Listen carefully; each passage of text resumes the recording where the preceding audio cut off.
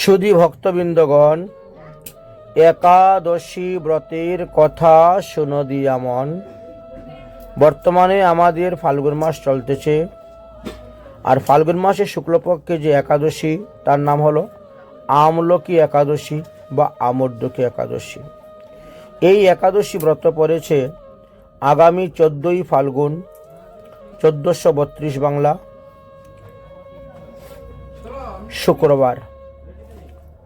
ইংরেজি তারিখ হলো 27 ফেব্রুয়ারি 2026 খ্রিস্টাব্দ শুক্রবার। আমলকি একাদশী ব্রত আমাদের পড়েছে। এবার পারণ হলো তারপর দিন অর্থাৎ শনিবারে যদিও শ্রী গোবিন্দ দ্বাদশী আছে, কিন্তু এই গোবিন্দ দ্বাদশী অষ্টমহা দ্বাদশীর মধ্যে পড়ে না, এই জন্য এটা মানতে হয় না। যার কারণে আমাদেরকে শনিবারে সূর্যোদয় হওয়ার পর সকালে 9টা 55 মধ্যে এই ব্রতের পারণ আমাদের করতে হইবে। ভারতীয় স্ট্যান্ডার্ড টাইম অনুসারে এই কথা বলা হয়েছে। এবার তিথি বিস্তারের কথা আলোচনা করতেছি। 13 ফাল্গুন 1432 বাংলা বৃহস্পতিবারে দশমী রাত্রি 12টা 30 পর্যন্ত, তারপরে একাদশী লেগেছে। 14 ফাল্গুন 1432 বাংলা শুক্রবার সমস্ত দিন ব্যাপী একাদশী এবং রাত্রে 10টা 23 পর্যন্তই একাদশী আছে, তারপরে দ্বাদশী লেগেছে। এই জন্য আমাদেরকে শুক্রবারে ব্রত করতে হবে। তৎপরের দিন 15 ফাল্গুন 1432 বাংলা শনিবার রাত্রে 8টা 30 পর্যন্তই দ্বাদশী আছে এবং আমাদের পারণের সময় হলো সূর্যোদয় হওয়ার পর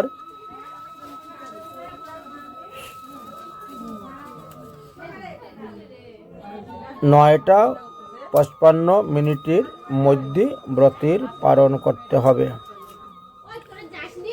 তো এইভাবে পালনের টাইম নির্ণয় করা আছে। কোথায় কোথায় লেখা আছে 9টা 39 মধ্যে পালন করতে হইবে। তো যাই হোক, 9টা 55 বা 9টা 39 যেটাই হোক, আমরা সেই অনুসারেই এই ব্রতের পালন করব। আপনাদেরকেও এই পালনের কথা জানিয়ে দিলাম। সূর্যোদয়ের পর 9টা 55 মধ্যে ব্রতের পালন। তারপরে আসলো আমাদের আরেকটি ব্রতর আপডেট আপনাদেরকে জানিয়ে দিচ্ছি। সেটা হলো আমাদের গৌর পূর্ণিমা বা গৌর জয়ন্তী। কলিযুগে পাবন অবতার শ্রী শ্রী গৌরাঙ্গ মহাপ্রভুর এবার 541তম গৌরাব্দ আরম্ভ হবে। মহাপ্রভুর আবির্ভাব তিথি গৌর পূর্ণিমা পড়েছে আমাদের 18 ফাল্গুন 1432 বাংলা মঙ্গলবার গৌর পূর্ণিমা। ইংরেজি তারিখ হলো 3 মার্চ 2026 খ্রিস্টাব্দ মঙ্গলবার শ্রী গৌর পূর্ণিমা ব্রত পড়েছে। তারপর পরের দিন আমাদেরকে পালন করতে হবে। পরের দিন হলো বুধবারে সূর্য উদয় হওয়ার পর 9টা 54 মধ্যে এই মহাপ্রভুর জয়ন্তী ব্রত পালন। যদিও মহাপ্রভুর আবির্ভাব তিথি গৌর পূর্ণিমা দিবসে চন্দ্রগ্রহণ আছে, চন্দ্রগ্রহণের সমস্ত বিধিবিধান নিয়ম আমাদেরকে মানতে হবে। এই জন্য সকালে 6টা 20 মধ্যে ভাগবত সেবা পূজা বন্ধ। তার কারণ হলো চন্দ্রগ্রহণ আরম্ভ হওয়ার 9 ঘন্টা আগে থেকেই আমাদেরকে অসুর আরম্ভ হয়ে যায়, এই জন্য বন্ধ। এবং গ্রহণ মুক্ত হওয়ার পরে পূজা করা যাবে, অর্থাৎ সন্ধ্যা 6টা 48 পরে আবার আপনি ঠাকুরের ভগবত সেবা পূজা করতে পারবেন।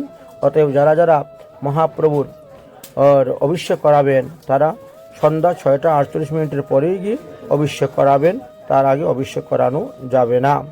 এটি বিশেষ করে ধ্যান দিতে হবে, যেহেতু এই বছর আমাদের চন্দ্রগ্রহণ পড়েছে। একাদশী ব্রত এবং গৌরাঙ্গ মহাপ্রভুর জয়ন্তী ব্রত উভয় তত্ত্বকথাই আপনাদেরকে জানিয়ে দিলাম। রাধে রাধে, নিতাই গৌর হরি বল।